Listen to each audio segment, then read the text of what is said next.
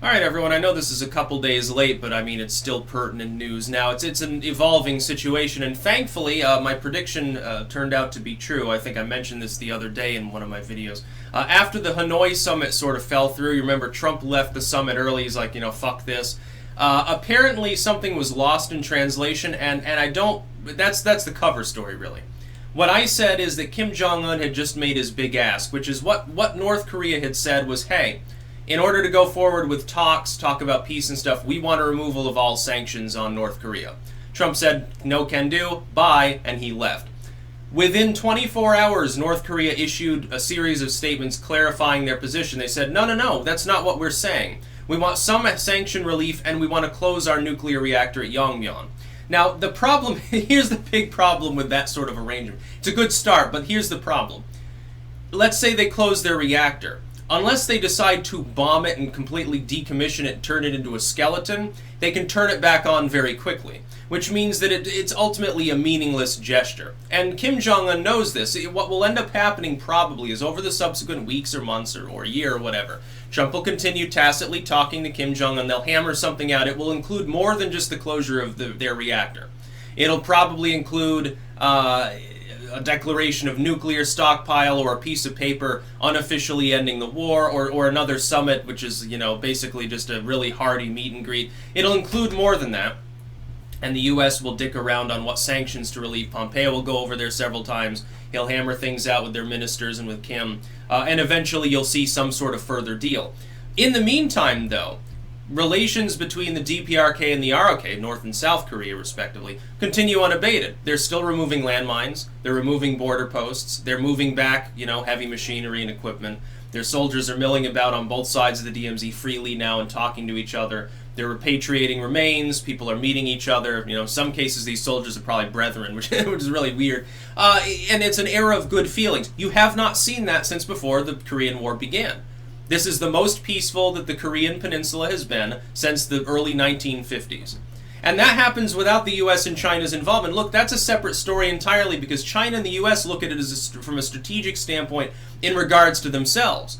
But in regards to North and South Korea, other than their relationship with those two superstates, with us here in the United States and over there in China, other than that, it's really between them. They're the Koreans. Korea belongs to them. It doesn't belong to China and the United States. It's just that other people have seats at the table and have a seat at the table specifically with regards to the existence of a war footing.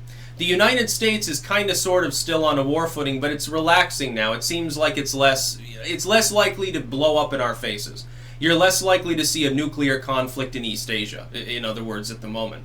My hope is that more summits will happen going forward, and remember, this is eerily reminiscent of the first so-called failure when the first summit got put on hold because North Korea insulted Mike Pence.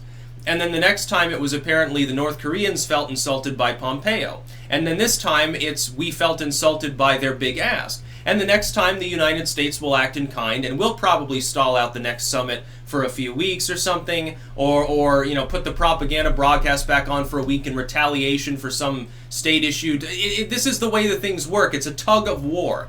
And hopefully nobody falls in the mud in the process of this. You're just having a friendly game, and you're hoping that it doesn't blow up in your face like Dr. Strangelove style. Where they're like, you remember when the president of the U.S. and Premier, Kisov, or they're having a conversation. It's like a nuclear war is occurring and they're still buttering each other up. That's sort of how it is in regards to the Cold War mentality. This is the last vestige of at least the last generation of the Cold War. I'd say another concern, I'm going to tell you this, is that the new wave of the Cold War doesn't even involve sort of the comedic, bureaucratized, weird foibles like it did before.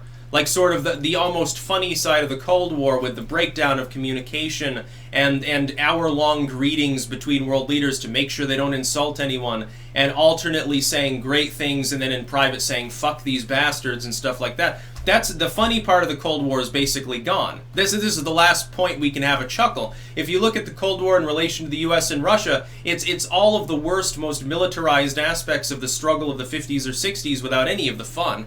Without any of the diplomatic hand-wringing and spy versus spy stuff. It's just straight-up preparation for doomsday. That's really the flashpoint of the world now. And that's much worse than having to deal just with, a rogue atomic Korea. Korea can't end the world with its nuclear stockpile, but the U.S. and Russia can. China maybe can. If it gets into a fracas with us, we'd be launching our own. Russia would get involved. The UK and France start firing. India and Pakistan and destroy one another preemptively because they know the end is nigh. And then the whole world is surrounded by a doomsday shroud of radioactive fallout. With North Korea alone, it wouldn't be that. It would be more like North Korea nukes Tokyo and Seoul, and then China and the U.S. fire on Pyongyang and lay waste to the whole country. Basically North Korea could be destroyed by 5 or 6 of China's largest nuclear weapons anyway, let alone our stockpile. So, yeah, there's not a whole lot of winning in that scenario, I would say. The hope is always that there's never any nuclear war. The only nation that's ever offensively deployed atomic weapons, of course, is the U.S. And no nation has ever offensively deployed a full-on nuclear weapon. The atomic weapons we dropped on Hiroshima and Nagasaki, by the way, are tiny compared to what they've got now. The North Koreans had those 10 years ago. Now they've got the H-bomb. So we're talking in the not in the 10, 20 kiloton range, but the 50 to 100 kiloton range. It's a totally different story. Here's what I would expect, though. Again, as before, over the next few weeks or months, you can expect more good relations. North Korea and South Korea will tighten their ties together. You can see improvements there probably. Pompeo will almost certainly go over beforehand. He'll talk to them once, maybe twice. Their state press will issue a few statements, some good, some bad. The U.S. will respond in kind, and then you'll plan another summit. It will take time. Look, we've had a feud going on in this country since the 1950s. Asking Trump to solve the problem in 48 hours or less is not reasonable. It was never going to happen. I'm surprised at the amount of progress that he's managed to have already. He gets an A+ on his diplomatic sort of maneuvering in North Korea. What other president since the Korean War existed has done even remotely that much in their entire tenure? But he's had 2 summits with Kim Jong-un, and they're talking about reunification over there and shit. And supposedly he was going to cause a nuclear war and a Great Depression and the end of all life on Earth. Supposedly he's a horrible, evil, despicable, bigoted tyrant who doesn't know what he's doing. He's got small hands and a small brain. Look at the progress he's making. Yeah, I have faith in him to be able to do that. That's about all. Peace out.